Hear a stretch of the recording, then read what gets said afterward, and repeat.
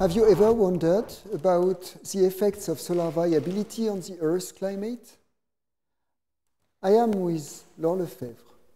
Laure works at the Royal Observatory of Belgium on solar spots. We want to try and explain the link between the Sun, what we call solar variability, and the Earth, and especially its climate. First of all then, what is solar variability? When we talk about solar variability, we are not referring to seasons or to the night and day cycle, which we all know. We are actually talking about the variations in the overall level of activity of the Sun.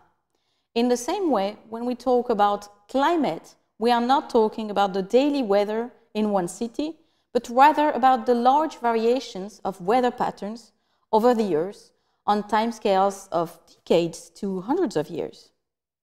What do we use to measure this variability? An easily observable indicator of this activity is the number of spots seen on the Sun. We call them sunspots, and they appear as darker regions on the surface of the Sun. When there are a lot of sunspots, it means that the Sun is radiating more energy than when their numbers are low. This sunspot number goes up and down approximately every 11 years, and these variations are called the solar cycle. And when did we start observing the Sun? Records of sunspots and sunspot number exist since the early 17th century and started with the famous astronomer Galileo Galilei. But in fact, the first sightings date back to ancient Chinese and Greek astronomers. Let's get back to the main question now.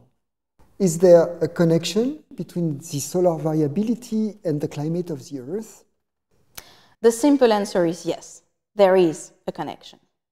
When we look at the Little Ice Age period, we can see that between 1645 approximately and 1715, there were almost no spots on the Sun.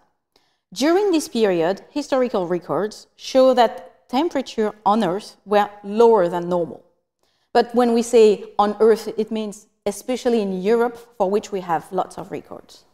But what about volcanoes? I hear they might also have an influence on climate. You're right. Things are more complex than they appear. We know that dust from volcanoes also has a cooling effect on the Earth. So changes in volcanic activity between the Middle Ages and later periods may also have contributed to a medieval warm period and the subsequent Little Ice Age. And things get even more complicated if we take into account our own influence. I mean, we have already changed the composition of our atmosphere. So, of course, we know that the Sun still has an influence on our climate, but we do not know exactly how large or how small it is compared to other contributions. And this is still a field of active research, in fact. Thank you, Laure.